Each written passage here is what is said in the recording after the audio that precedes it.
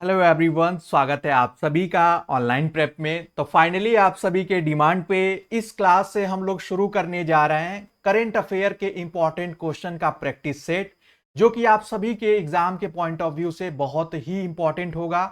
और इससे हमेशा कई बार क्वेश्चन इससे आपको देखने को मिलते हैं और इसी टाइप के क्वेश्चन आपके एग्जाम में भी पूछे जाते हैं। साथ ही साथ आप चाहे जिस भी एग्जाम की प्रिपरेशन कर रहे हो, अगर आप 2024 में कोई भी एग्जाम देने वाले हैं, तो आप ये याद रखिए पिछले एक साल का करंट अफेयर आपके लिए बहुत महत्वपूर्ण होगा। और उससे संबंधित जो प्रश्न है उसको अगर आप एक बार एक नजर में देख लेते हैं या उसे सुने रहते हैं, तो आपको एग्जाम हॉल में वो चीजें याद रहती हैं कि हाँ, इस टाइप का क्वेश्चन हमने पहले कहीं सुना है, देखा है, किया है। और एक छोटी सी जानकारी कि ये जो करंट अफेयर आपको कराया जाएगा, इसकी पीडीएफ विद आंसर की हमारे ऐप पे अवेलेबल होगी। पेड कोर्स के बच्चों को तो मिलेगा ही, साथ ही साथ कुछ फ्री ऑफ कॉस्ट भी आपको कंटेंट देखने को मिलेगा। और ऐप आप प्ले स्टोर से डाउनलोड कर सकते हैं और वेबसाइट पर भी विजिट कर सकते हैं, जहां से आपको कुछ जरूर हेल्प मिलेगी। आइए बिना किसी देरी की शुरुआत करते हैं करंट अफेयर के सेट वन की, जिसमें टोटल 25 क्वेश्चन आपको देखने को मिलेंगे और ये बहुत ही बेसिक और इंपॉर्टेंट क्वेश्चन होंगे। पहला प्रश्न आपकी स्क्रीन पे है, आप सभी को समय मिलेगा 2 से 3 सेकंड का, उसमें आप सभी लोग जवाब भी देते जाइएगा। हाल ही में राष्ट्रपति द्रौपदी मुर्मू ने अंतर्राष्ट्रीय सूरज कुंड शिल्प मेला 2024 का उद्घाटन कहां किया है? देखिए, ये जो क्वेश्चन है ये 2024 से संबंधित है। ऑप्शन आप देख सकते हैं, नई दिल्ली, फरीदाबाद, अहमदाबाद या मुंबई। जल्दी से आप सभी लोग इसका आंसर गेस करें। राइट आंसर हो जाएगा फरीदाबाद। और फरीदाबाद कहां सिचुएटेड है? तो वो है हरियाणा में। और आपको पता होना चाहिए कि मेला और इस तरीके के जो आयोजन है, चाहे राष्ट्रीय हो या अंतर्राष्ट्रीय हो, उससे क्वेश्चन हमेशा बनते हैं। और सूरज कुंड का जो मेला है, शिल्प मेला या अंतर्राष्ट्रीय मेला, ये काफी फेमस है और ये फरीदाबाद में आयोजित होता है। अगला प्रश्न है सेकेंड वन आपके स्क्रीन पे। रक्षा मंत्री राजनाथ सिंह ने विशाखापत्तनम में स्वदेश निर्मित किस सर्वेक्षण पोत नौसेना को सौंपा? यानी पहली बार इस तरीके से, यहां पे दो बातें आपको ध्यान रखनी है। स्वदेश निर्मित ये पोत है और ये सर्वेक्षण पोत है, यानी कि ये जो एक तरीके से आपका जहाज है, ये सर्वेक्षण में उपयोग होगा। इसका नाम क्या है? ऑप्शन देखिए और आंसर करिए। राइट आंसर हो जाएगा ऑप्शन ए, आईएनएस संध्यायक या संध्यक। तीसरा प्रश्न आपकी स्क्रीन पे है। हाल ही में केंद्र सरकार द्वारा 5 और आर्द्र भूमि को शामिल करने के साथ ही भारत में रामसर स्थलों की कुल संख्या कितनी हो गई है? बहुत इंपॉर्टेंट है। अभी जब जितने भी मैं प्रैक्टिस सेशन आप लोगों को कराता हूं या प्रीवियस ईयर क्वेश्चन पेपर कराता हूं, उसमें बताते चलता हूं कि आपको करंट अफेयर बहुत अच्छा स्कोर दिला सकता है, बशर्ते आप थोड़ा बहुत उसको पढ़े हों, उस टाइप के प्रैक्टिस सेशन को अटेंड किए हों। बस इतना करना है, सुनते जाना है। आर्द्रभूमि ऐसे स्थल हैं जहां पर आप ऐसे समझ सकते हैं कि जहां वन्य जीव अभ्यारण्य हो या इस तरीके से जहां पे जंगल की तरह पार्ट है, उनको रामसर स्थलों के अंतर्गत उसको जोड़ा गया है। रिसेंट में 5 को, अभी ये संख्या जो बढ़कर हो गई है वो हो गई है 80। तो राइट आंसर ऑप्शन बी हो जाएगा। अगला प्रश्न आपके स्क्रीन पे है, चौथा है, सुल्तान इब्राहिम किस देश के 17वें राजा बने हैं? इस तरीके के जो नए बदलाव हैं, चाहे राष्ट्रीय अंतरराष्ट्रीय स्तर पे, इससे प्रश्न पूछने की संभावना ज्यादा रहती है। तो सुल्तान इब्राहिम का संबंध जो है वो मलेशिया देश से है। तो राइट आंसर ऑप्शन ए हो जाएगा। अगला प्रश्न आपकी स्क्रीन पे है, पांचवा देखेंगे। हाल ही में ट्रांसपेरेंसी इंटरनेशनल द्वारा जारी ग्लोबल करप्शन इंडेक्स 2023 या वैश्विक भ्रष्टाचार इंडेक्स 2023, दोनों हिंदी में भी लिखा हो सकता है, तो इससे आपको तैयार रहना है समझने के लिए। में भारत को किस स्थान पर रखा गया है, यानी भारत कौन से स्थान पे है? तो आप सभी लोग गेस करें, थोड़ा सा अच्छे लेवल का क्वेश्चन है। राइट आंसर हो जाएगा 93वें स्थान पे, ऑप्शन ए। अगला प्रश्न देखिए स्क्रीन पे आपके, छठवां है, भारत और किस देश के बीच पहली बार सदातंसीन नामक युद्धाभ्यास आयोजित हुआ है? ध्यान से समझने वाली बात है यह है कि एग्जाम में जब ऐसे क्वेश्चन आपको देखने को मिले, यहां पर पहली बार लिखा है, यानी कि ऐसा देश है वो जिससे पहले कोई इंडिया का ज्वाइंट कोई ऐसा जो वॉर प्रैक्टिस है, युद्धाभ्यास नहीं हुआ है। इसमें देखिए इजराइल नहीं आएगा, क्यों? क्योंकि इजराइल से संबंध हमारे पहले से अच्छे हैं हमारे देश के, तो इनसे कई बार ऐसे युद्धाभ्यास साथ हुए हैं। इसमें सऊदी अरब, चीन, चीन से होगा नहीं, चीन से वैसे रिश्ते नहीं हैं। आप इस सोच से एग्जाम में क्वेश्चन कर सकते हैं। अब बचता है सी और डी, तो यहां थोड़ा सा गेस करना होगा, तो राइट आंसर हो जाएगा Saudi Arab. Option B will be the right answer. अगला क्वेश्चन देखिए, झारखंड के मुख्यमंत्री कौन है? अब एग्जाम में ऐसे ही डायरेक्टली क्वेश्चन पूछा जा सकता है। मध्य प्रदेश के एमपी कौन है, राजस्थान के वर्तमान एमपी कौन, वर्तमान मुख्यमंत्री कौन है, तो या आपके एमपी के वर्तमान मुख्यमंत्री कौन है। इस तरीके से जो वर्तमान पद हैं उससे संबंधित क्वेश्चन पूछे जा सकते हैं। तो यहां पर राइट आंसर क्या हो जाएगा? तो अभी जो है वो है चंपई सोरेन, जो कि हेमंत सोरेन के पद के इस्तीफा देने के बाद बने हैं, ये आप जानते होंगे। देखिए, खेल से संबंधित भी एग्जाम में कई बार प्रश्न पूछे गए हैं आपके। हाल ही में छठे खेलो इंडिया यूथ गेम्स का आयोजन कहां किया गया है? तो इसका राइट आंसर क्या होगा, आप सभी लोग गेस करें। राइट आंसर हो जाएगा चेन्नई, ऑप्शन बी। नौवां प्रश्न देखिए, हाल ही में जारी पहली हिम तेंदुए जनसंख्या रिपोर्ट के अनुसार भारत में हिम तेंदुओं की कुल संख्या कितनी है? पिछली बार एक एग्जाम में, आप ही लोगों के एग्जाम में पूछा गया था बाघों की संख्या, और इस बार देखिए हिम तेंदुओं की संख्या है, और हो सकता है इसको क्वेश्चन रिपीट हो जाए एग्जाम में।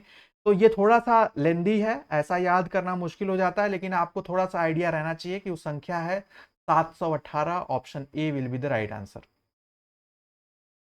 अगला प्रश्न आपके स्क्रीन पे है, 10वां देखिएगा, भारतीय दूरसंचार नियामक प्राधिकरण, जिसको ट्राई के नाम से जाना जाता है, कि नए चेयरमैन या चेयरपर्सन कौन बने हैं?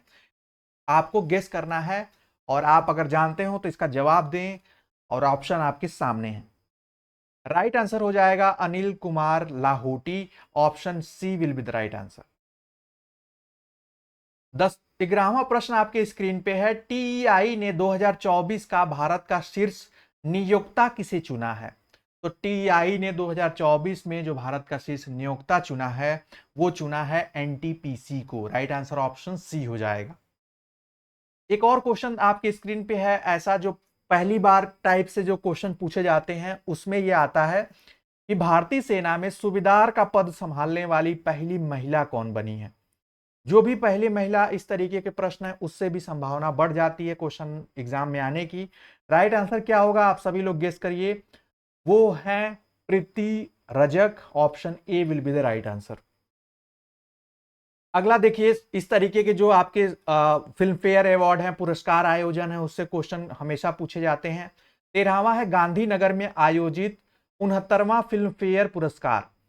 अब यहां पर इसी क्वेश्चन में आपको यह भी पता चल गया कि 69वां 69th फिल्म फेयर जो अवार्ड है, ये फंक्शन कहां आयोजित हुआ था? तो गांधीनगर गुजरात में।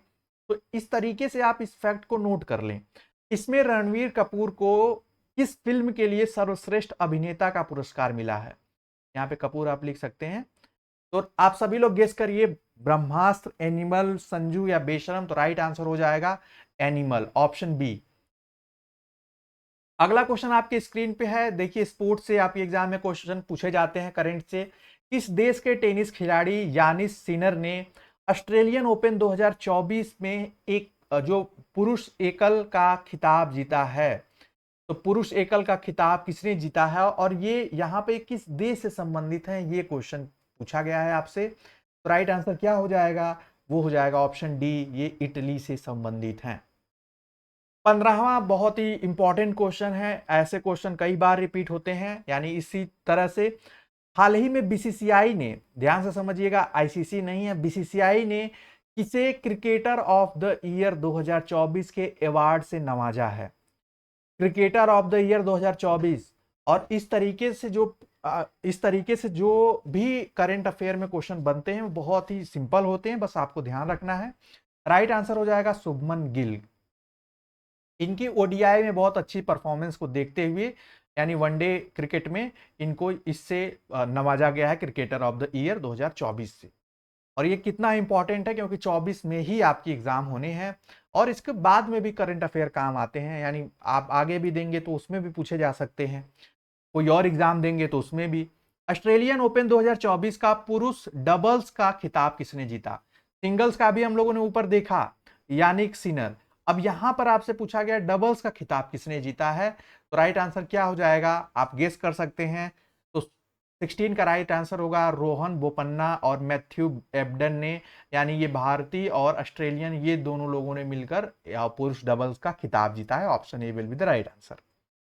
17वां है, हाल ही में केंद्रीय मंत्री हरदीप सिंह पुरी ने उत्तर प्रदेश में कहा एचपीसीएल के बायोगैस संयंत्र का उद्घाटन किया है। ये बहुत इंपॉर्टेंट है, यूपी में इसका उद्घाटन हुआ है। और ये कहाँ वो जगह है, ऑप्शन आप देख सकते हैं, लखनऊ, वाराणसी, बदायूं या इटावा। राइट आंसर हो जाएगा ऑप्शन सी, बदायूं। अगला प्रश्न देखिए कितना इंपॉर्टेंट है। 26 जनवरी 2024 को किस थीम के साथ देश भर में 75वां गणतंत्र दिवस मनाया गया? गणतंत्र दिवस से हर वर्ष एग्जाम में आप ये क्वेश्चन पूछे जाते हैं किसी न किसी प्रकार से। आगे हम लोग जब प्रैक्टिस सेट करेंगे तो सारे जितने भी टाइप के इस क्वेश्चन बनते हैं गणतंत्र दिवस से, उससे आपको मैं सॉल्व कराऊंगा और कोशिश रहेगी कि सारे टाइप के उसमें प्रश्न आ जाए। कौन सी थीम थी, हर वर्ष थीम तय की जाती है और यहां पर 75वें गणतंत्र दिवस में यह तय किया गया था कि विकसित भारत और भारत लोकतंत्र की मातृका। राइट आंसर ऑप्शन ए हो जाएगा। तो यहां पर आपको ये याद रखना है, ये दोनों टैग लाइन थी और इन्हीं दोनों थीम पर आयोजित हुआ था, मनाया गया था।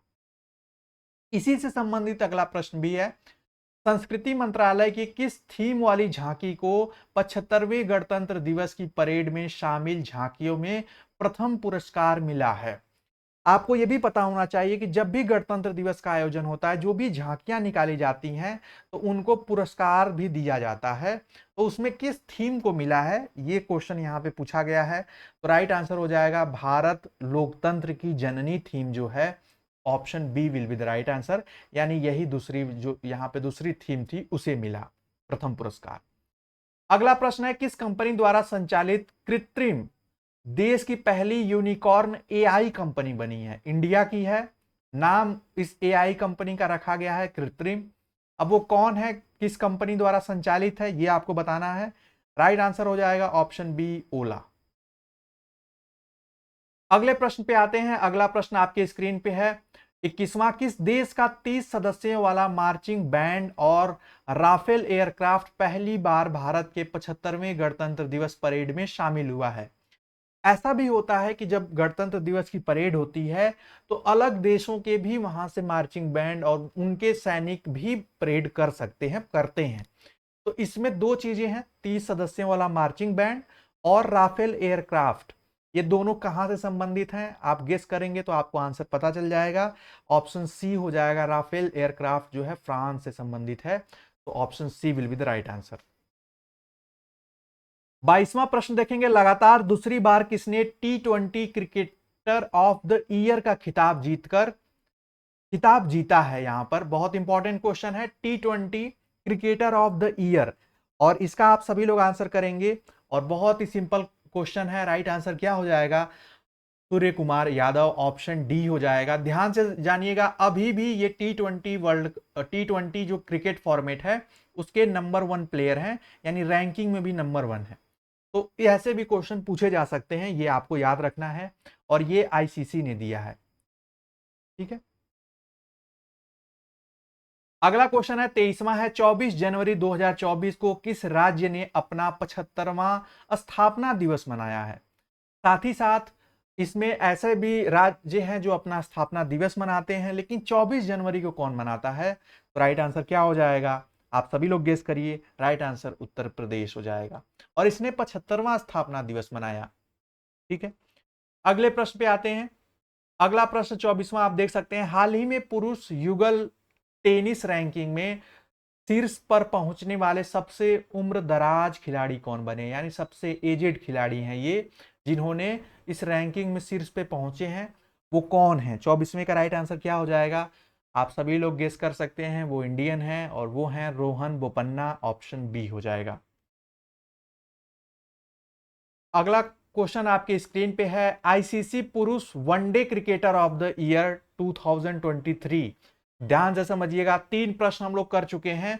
एक बीसीसीआई का किया हम लोगों ने, T20 में आईसीसी का हमने देखा, सूर्य कुमार यादव। अब यहां पर आईसीसी पुरुष one day cricketer of the year 2023 का खिताब किसने जीता? तो एज यूजुअल आपको पता है कि ये लगातार जीतते आ रहे हैं। राइट आंसर हो जाएगा विराट कोहली, ऑप्शन ए। तो ये जो स्पोर्ट्स से आपने देखे, और इसी के साथ ये आज के सेशन का आखिरी प्रश्न था। नेक्स्ट सेट में जो सेट 2 होगा हम लोगों का, उसमें भी हम लोग 25 से 30 प्रश्न करेंगे। सारे सेट को अगर आप देख जाएंगे, इंपॉर्टेंट होंगे, सारे क्वेश्चन सेलेक्टेड हैं। और आपकी हेल्प के लिए और एग्जाम से कुछ देर पहले अगर आप इनको ध्यान से सुने समझे रहेंगे तो सारी चीजें याद रहेंगी। तो आपने देखा हम लोगों ने अलग अलग फील्ड से, अलग अलग क्षेत्र से जैसे क्वेश्चन आपके एग्जाम में बनते हैं, वैसे ही बड़े सिंपल, अच्छे और हर टाइप के क्वेश्चन को सॉल्व करने की कोशिश की, और उम्मीद है आपको पसंद आया होगा। अगली क्लास में इसके आगे के सेट को करेंगे। बाकी ये पीडीएफ आपको हमारे ऐप पे मिलेगी ही, और अगर आप उस पर अभी तक नहीं है तो एक बार डाउनलोड कर लें, फ्री कंटेंट्स में आप जाकर उसको देख भी पाएंगे। अभी के लिए सिर्फ इतना ही, मिलेंगे नेक्स्ट क्लास में, तब तक के लिए bye bye, take care and keep watching.